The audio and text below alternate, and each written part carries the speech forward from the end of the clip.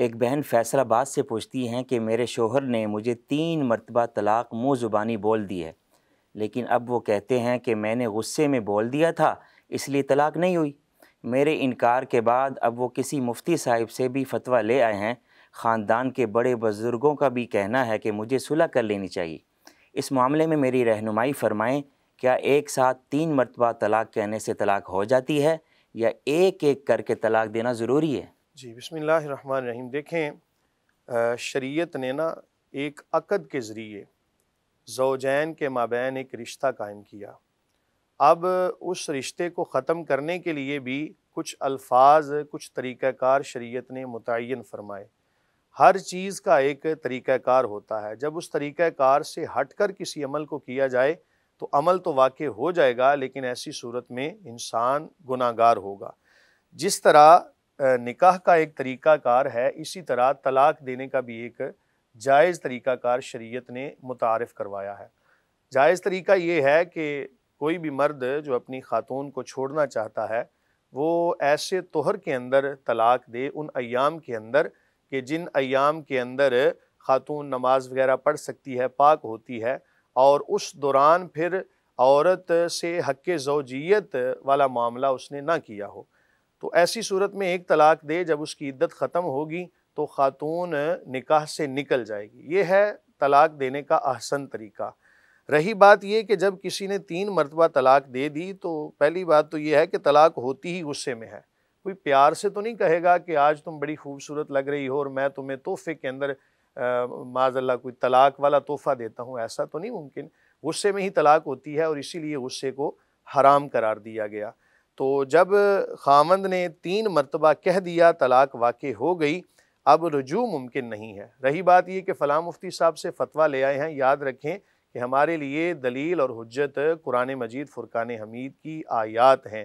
تو خالق کائنات نے فرمایا فَإِن طَلَّقَهَا فَلَا تَحِلُّ لَهُ مِن بَعْدُ حَتَّى تَنكِحَ زَوْجًا غَيْرَهُ، کہ جب مرد نے تیسری طلاق بھی دے دی تو اب خاتون اس پر حلال نہیں ہے۔ اس لیے میں یہی کہوں گا کہ اللہ تعالیٰ کی طرف سے جو ایک امر ہو چکا، چاہے وہ غصے میں ہوا یا کسی طرح بھی ہوا، اس پر اللہ تعالیٰ کی رضا میں راضی رہیں اور ایک دوسرے سے بالکل علیحدگی اختیار کر لیں۔ صلح کی اب کوئی گنجائش نہیں ہے۔ جی مفتی صاحب، بہت اچھا آپ نے بیان کیا۔ فیصل آباد کی بہن تھی ہماری جو اس سوال پوچھ رہی تھی، آپ کو امید ہے کہ جواب مل گیا ہوگا۔ اب ہم ایک اور سوال شامل کرتے ہیں۔ ایک 9ویں کلاس کی طالبہ ملتان سے پوچھتی ہیں کہ مفتی صاحب، میں روزمرہ معاملات میں دینی احکامات جاننے کے لیے یوٹیوب اور انٹرنیٹ کے مختلف پلیٹ فارم سے رہنمائی لیتی ہوں، اور اس حوالے سے ایک موضوع پر کئی ویڈیوز دستیاب ہیں، لیکن مصدقہ معلومات کو جانچنا مشکل ہوتا ہے۔ ایسے میں آج کل میں ایک سوال کا جواب ڈھونڈنے کی کوشش کر رہی ہوں، لیکن اس بارے میں مجھے کوئی تسلی بخش جواب نہیں مل رہا۔ اس لیے آپ میری رہنمائی فرمائیں کہ میں بچپن سے سنتی آ رہی ہوں کہ سر ڈھانپ کر واش روم جایا کریں کیونکہ شیطان بالوں میں ساتھ جاتا ہے، لیکن میری الجھن یہ ہے کہ جب ہم غسل کرتے یا نہاتے ہیں تو اس وقت بھی تو ہم بے لباس ہوتے ہیں، تو کیا اس وقت شیطان ہمارے ساتھ باتھ روم نہیں جاتا؟ اس بارے میں شرعاً کیا حکم ہے؟ دیکھیں، میں اپنی بہن سے یہ عرض کروں گا کہ شیطان تو ہر وقت ہر انسان کے خون کے اندر جس طرح خون دوڑ رہا ہے نا، حضور نبی کریم صلی اللہ علیہ وآلہ وسلم فرماتے ہیں کہ اسی طرح شیطان انسان کے اندر خون کی طرح دوڑ رہا ہے۔ تو اس سے بچنا تو اسی صورت میں ممکن ہے کہ جب اللہ تعالیٰ کی ذات اس بندے کو بچائے۔ رہی بات یہ کہ سر ڈھانپ کے واش روم میں جانا، یہ ایک ادب کا تقاضا ہے۔ ادب اسی میں ہے کہ سر ڈھانپ کے، اور گھر کے اندر بھی عام حالات میں بھی کوشش یہی کرنی چاہیے کہ سر ڈھانپ کے رکھیں۔ ننگے سر رہنا کوئی مناسب کام نہیں ہے، چاہے اکیلے میں ہوں یا گھر کے دیگر افراد وہاں پر موجود ہوں۔ اور واش روم میں جاتے ہوئے بھی ادب کا تقاضا یہ ہے۔ رہی بات یہ کہ غسل کرتے ہوئے تو پیاری بہن اس وقت تو ایک مجبوری ہے۔ یہ ایک مسئلہ بھی اس سے آپ اپنے ذہنوں میں رکھیں کہ ہر حال کے اندر مرد کو اور خاتون کو اپنے سطر کی جو چیزیں ہیں چھپانا لازم اور فرض ہے، اور جس وقت کے اندر مجبوری پائی جائے گی اتنی مقدار کے اندر سطر کا کھولنا مرد اور خاتون کے لیے جائز ہوگا، اور جیسے ہی وہ مجبوری ختم ہوئی اب فی الفور سطر کا ڈھانپنا لازم ہو جائے گا۔ اب ظاہر ہے واش روم میں جانا ہے، جب غسل کی ضرورت ہے تو واجب غسل اگر کرنا ہے تو بالوں کا دھونا لازم ہے، تو بالوں کو دھونے کے لیے ایک مجبوری پائی گئی اور مجبوری کی حالت میں سطر کو کھولنا جائز ہوا۔ جیسے ہی مجبوری ختم ہوئی فی الفور سطر کو ڈھانپنا لازم ہو گیا۔ اسی طرح جب ہم نے واش روم کو یوز کرنا ہے تو ڈیفینیٹلی ہمیں سطر کو کھولنا اتنی مقدار کے اندر جائز ہوگا کہ جتنی سے ہماری حاجت پوری ہو جائے۔ تو جب وہ حاجت پوری ہو گئی تو فی الفور اپنی اصل کی طرف لوٹیں گے، اور اصل کیا ہے؟ مرد کو بھی اور خاتون کو بھی سطر کا چھپانا یہ لازم ہے۔ یہ جو پوائنٹ ہے نا، بہن نے پوچھا ہے شیطان بالوں میں آ جاتا ہے، جی تو کیا برہنہ جسم پر شیطان اثر کرتا ہے؟ دیکھیں شیطان کا بالوں میں آنا یہ تو کسی ایسی کتاب سے کوئی ثابت نہیں ہے، نہ ہی کوئی اس حوالے سے کوئی قرآن و سنت میں کوئی رہنمائی ملتی ہے کہ بالوں کے اندر شیطان ہے۔ ہاں جب جنابت کی حالت ہوگی، غسل واجب ہوگا، تو ایسی صورت میں ناپاک جسم ہے اور اس کو پاک کرنے سے ہی عافیت ملے گی۔ ماشاء اللہ۔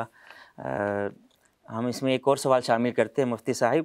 جی ایک بہن جو ڈیرہ غازی خان سے ہیں، وہ پوچھتی ہیں کہ اکثر میری ایک سہیلی اللہ میاں کہتی ہیں، میں نے اسے منع کیا تو اس نے کہا کہ میری نیت اللہ جانتا ہے، میں اللہ میاں کیوں کہہ رہی ہوں، جی اس لیے میں چاہتی ہوں کہ آپ مجھے بتائیں کہ اللہ میاں کہنا درست ہے بھی یا نہیں؟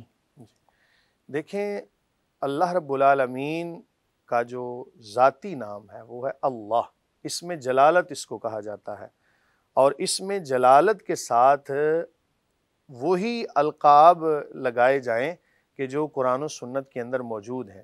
جیسے قرآن مجید فرقان حمید میں ارشاد باری تعالیٰ ہے وَلِلَّهِ الْأَسْمَاءُ الْحُسْنَى فَادْعُوهُ بِهَا، کہ اللہ رب العالمین کو اسی کے اچھے ناموں سے یاد کرو اور انہی ناموں کے ساتھ پکارو جو اس کے اچھے اچھے نام ہیں۔ اب چونکہ لفظ میاں جو ہے نا، اس کے متعدد معنی ہیں۔ میاں بعض دفعہ بچے کو بھی کہہ دیتے ہیں، اگر آپ ڈکشنری اٹھا کر دیکھیں تو اس کے کچھ اور معنی بھی ہیں، ایک ذات بھی ہے خاص جس کو میاں کہتے ہیں۔ تو اس لیے لفظ میاں یا کوئی بھی ایسا لفظ جس کے دو معنی ہو، ایک اچھا معنی ہو اور ایک اس کے برعکس دوسرا معنی ہو، تو ایسے نام، ایسے القابات اللہ تعالیٰ کے نام کے ساتھ لگانا مناسب نہیں ہے۔ رہی بات یہ نیت کی، تو بعض دفعہ نیت اچھی بھی ہو تو بھی اس میں بے ادبی کا پہلو نکلتا ہے، تو اللہ تعالیٰ کے نام کے ساتھ اللہ جل شانہ اور اللہ رب رحمان، اللہ الرحمن یا اللہ عز و جل، اس طرح کے الفاظ لگائے جائیں، اللہ تعالیٰ یہ لفظ بولا جائے۔ میاں لفظ یا کوئی بھی ایسا لفظ جس کے اندر دو پہلو نکلتے ہوں، اللہ تعالیٰ کے نام کے ساتھ لگانا بے ادبی ہے، اس سے پرہیز کرنا چاہیے۔ اور اسی طرح رسول کریم صلی اللہ علیہ وآلہ وسلم کے مبارک نام کے ساتھ بھی کوئی بھی ایسا لفظ کہ جو ذو معنی ہو لگانا جائز نہیں ہے۔